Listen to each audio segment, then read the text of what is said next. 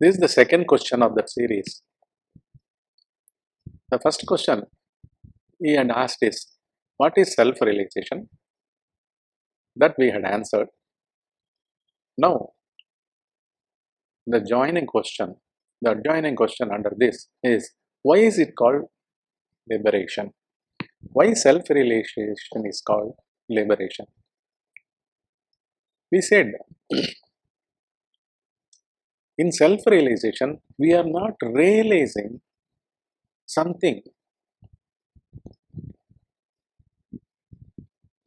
as a different self from the waking state and deep and dream state selves. In waking state, each and every feeling, every thought is a separate self, which arises because of our experiences that we had stored in one mind. It's not that a person is going and registering or recording something outside of him called as one mind. The whole cosmos is pervaded by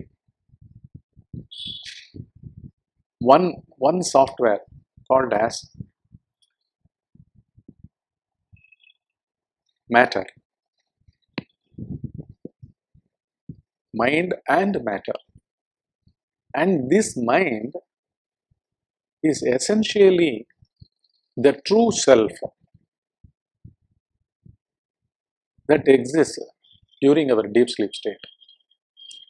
This one mind, without another, like a feeling or a thought or any orientation of our separate, divided self. In mass, there is only one thing. You call it anything. You call it as spirit. You call it as true self. Or you call it as un-self. You call it as prajnana gana. You call it as mass of easiness, unlimited intelligence, vast intelligence, supreme easiness, supreme consciousness, what not. You attribute anything, any terminology, any word, but the truth is, during deep sleep state, there doesn't exist anything at all. Any intrinsic separate reality as a self does not exist in our deep sleep state.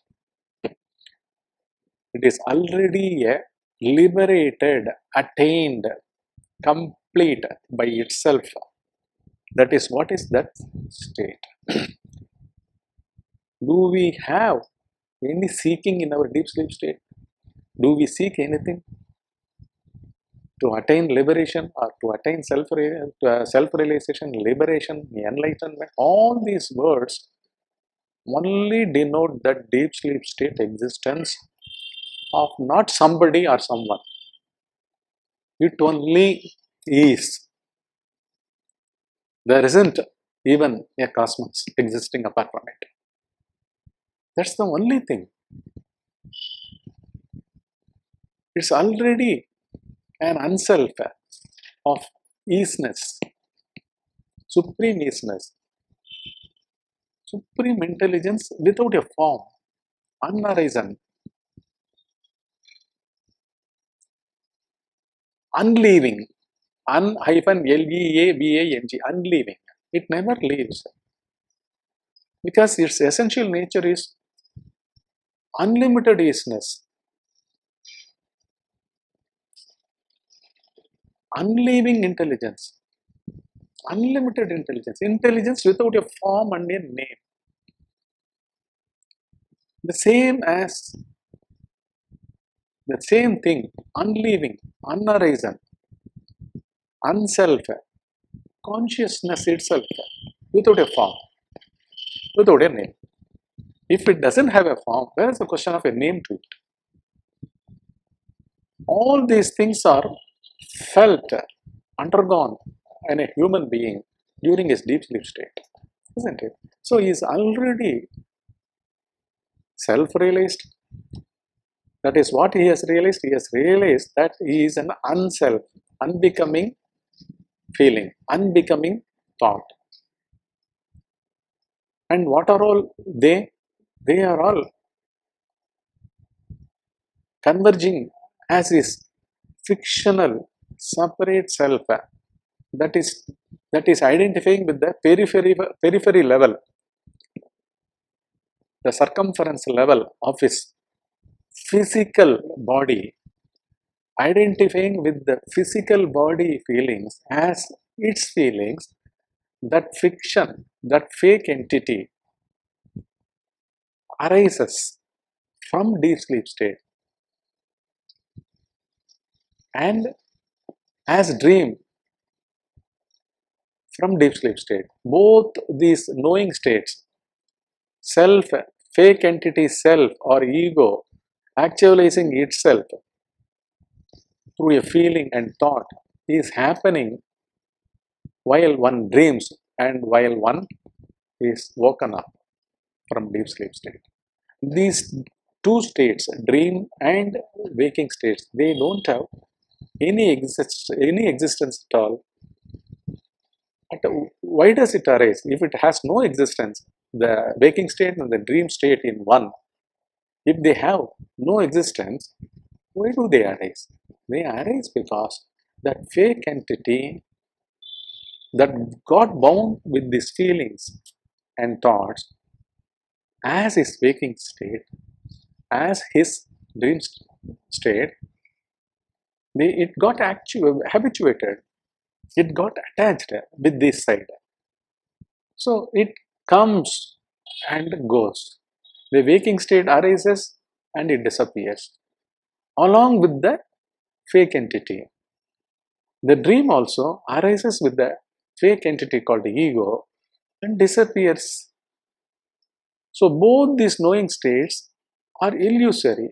They arise because the one unself has got separated by means of what? It has not investigated the truth of deep sleep state. That is why these waking state, this waking state and the dream state become serious in one. One takes himself to be true, real. And when he takes himself real, his feelings are real, his feelings about the world is real, and his thoughts about the world is real. These are all values. All these values come and go as his waking and dream state, whereas his essential nature is not this coming and going business of these fake entities. Who is essentially he? He is the deep sleep state. It is also called as liberation from this entity. He is liberated from what? Is there any two selves in him to get liberated? No. He realizes fundamentally there exists not even one self in him as his waking state and his dream state. He realizes this. This is what is called as, when he realizes this, it falls away.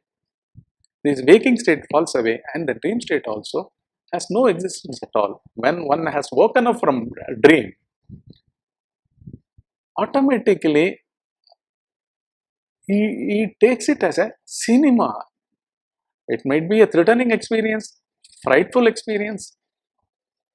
A dream might have been is a frightful experience, a fearful experience, or a pleasurable experience. But whatever be it, but one has woken up. That has gone. It was not there even while he was dreaming. The same case is with this waking state. So, extricating or realizing from a fake entity, realizing he has no existence at all as waking state, as dream state, in which he identifies as I amness. That is what is ego. So, apart from his I amness or this fictional entity, there cannot be the feelings emerging from him, converting itself into thought and parading in front of him as his values and world. So, this he realizes, this is called as liberation also. There are many other terms. It is called liberation, self-realization, attaining enlightenment, attaining jnana, moksha, snapping, cutting the chain of cycle of, cutting the link of birth and death, transcending birth and death, transcendence, nirvana. All these terms are attributed to this one realization. That is, he is always an unself, which is never even taking a form as a birth. So birth and death are also concepts of that ego entity, which arises during its waking state as well as its dream state. Otherwise, it has no entity, or it is no entity at all, and there is no existence of that. This is what is called as liberation. Okay.